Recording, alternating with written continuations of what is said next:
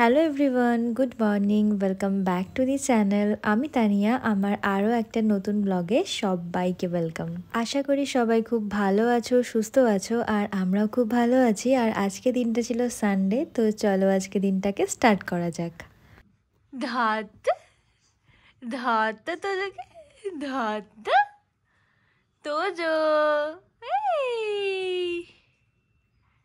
আজকে যেহেতু সৌমেনের ছুটি, তাই জন্য আমরা অনেকটাই লেটে ঘুম থেকে উঠেছি। আর শীতকাল এখানে বাইরের ওয়েদারটা ঠিক এরকমই থাকে, একদমই রোদের দেখা পাওয়া যায় না।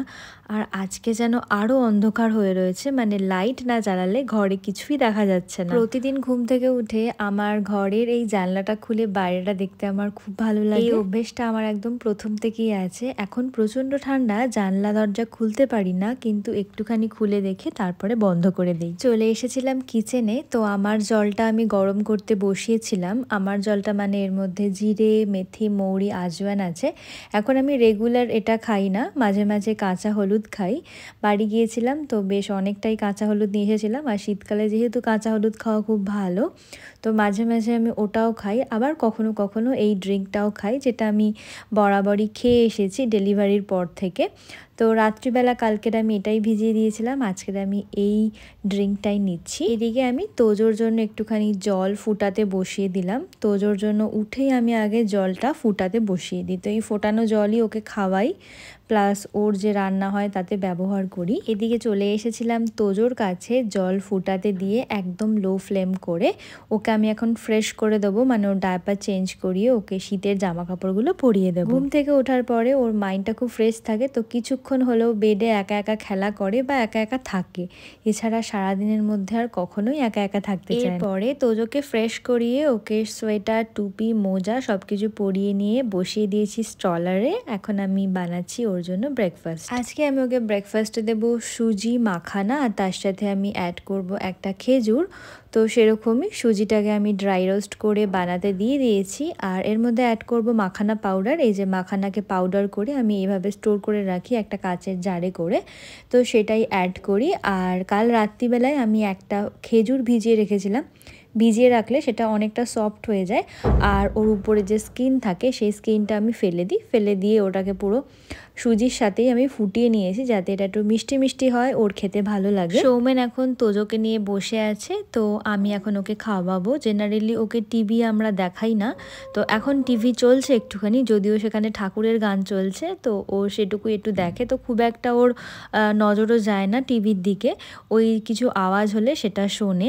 আর আমার সেরকম টিভি দেখার ন্যাক নেই বলে আমি তো সারাদিন টিভি চালাই না। তো সৌমেন এই উইকে একদিন ঘরে থাকে, তো সকালের দিকটা একটুখানি চালাই। ও এখন ওর পাপার কোলে বসে থাকবে, আর আমি ওকে খাইয়ে দেবো। তবে তোজোকে হাই চেয়ারে বসিয়ে খাওয়ানোর প্র্যাকটিস করাবো, সেটা অর্ডার করা হয়েছে বাট এখনো আসেনি। তো আসলে দেখা যাক ও কতটা একা একা বসে খেতে পারে। একে খাওয়াতে খাওয়াতেই কত টাইম চলে যায়, এখনো সমস্ত কাজ বাকি, যেরকম আমার স্নান, পুজো, রান্না বান্না।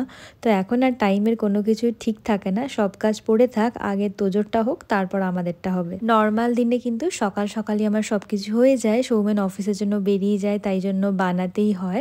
আর ছুটির দিন হলে এই পরে উঠছি করে আরও লেট শুরু হয়ে যায় দিনটা, আর তখন সমস্ত কাজই যেন লেট হয়ে যায়। আর শীতকালে বিছানার ওপরে এত ব্ল্যাঙ্কেট থাকে, এত বালিশ, এত কিছু, সেগুলো সরিয়ে বিছানাটা গুছানো একটা খুব বড় চাপের ব্যাপার। এখানে আমাদের এত ঠান্ডা, 5টা কম্বল আমাদের বেডের ওপরে থাকে, তো যেগুলো আমরা গায়ে দিই, তাও অগোছালোভাবে রাখতে তো একদমই ভালো লাগে না। আমি আগে বেডটাকে খুব সুন্দর করে গুছিয়ে নিলাম, বিছানাপত্র গুছানো থাকলে মনটাই খুব ভালো লাগে। এদিকে দেখছি বাইরে বৃষ্টি শুরু হয়ে গেছে, কি ঠান্ডা, তার মধ্যে আবার বৃষ্টি। আমাদের ওখানে মকর সংক্রান্তিতে যেরকম পিঠে বানানো হয়, মানে পিঠে পুলি উৎসব হয়, বা পিঠে বানানোটা একটা রিচুয়ালসের মধ্যে পড়ে, ঠিক সেরকম এখানে আবার ওই দিনে খিচুড়ি বানানো হয়, মানে খিচুড়ি বানিয়ে ভগবানকে ভোগ লাগানো হয়, তারপরে সবাই খায়। আর এরা বলে এই টাইমটাতে নাকি বৃষ্টি একদম কনফার্ম হয়েই থাকে। এরপর আমাদের রান্না বান্নার পর্ব শুরু হয়ে গেছে, আর সৌমেন এখন আমাকে রান্নায় অনেক হেল্প করে। কখনো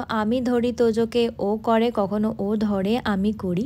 তো আজকে যেহেতু ছুটির দিন, ও বাড়িতে আছে, তো মাছ ভাজছে এখন। আজকে আমাদের হবে মাছের মাথা দিয়ে বাঁধাকপি, মুসুরির ডাল, ভাত আর হচ্ছে গিয়ে মাছের ঝাল। তো আমরা ঠিক করেছি দুবেলার মতোই বানিয়ে নেবো, যাতে করে ওই বেলা আর কোনো রান্নার চাপ না থাকে। রান্নাও চলছে, এদিকে আমি তোজোর জন্য বানিয়ে নিয়েছিলাম বেদানার রস। তো ওকে আমি খাওয়াচ্ছি এখন বেদানার রস। ও এটা খেতে খুব ভালোবাসে, মোটামুটি আমি একদিন ছাড়া ছাড়াই ওকে দিয়ে থাকি। ফলের মধ্যে বেদানার রস আর আপেল, এই দুটো জিনিসই ওকে আমি খাইয়েছি আপাতত, এখনো অন্য কিছু ইন্ট্রোডিউস করানো হয়নি, তবে ধীরে ধীরে করাবো। আর এই সানডের দিনে বারে বারে কারেন্ট চলে যাচ্ছিল, যার জন্য আমাদের আরো লেট হয়ে যাচ্ছিল। ওকে বেদানার রস খাইয়ে এরপর ওকে আমি মালিশ করিয়ে স্নান করি। যতই ঠান্ডা হোক তোজো স্নানটা আমি কখনোই মিস করি না, খুব রেয়ার হয়তো মিস হয়, যখন হয়তো বাইরে গিয়েছি বা হসপিটালে যেতে হয়েছে ভ্যাকসিনেশনের জন্য, আসতে লেট হয়েছে, তখন হয়তো মিস হয়েছে। এছাড়া রোজ যদি বাড়িতে থাকছি তো ওকে আমি স্নানটা করিয়েই থাকি।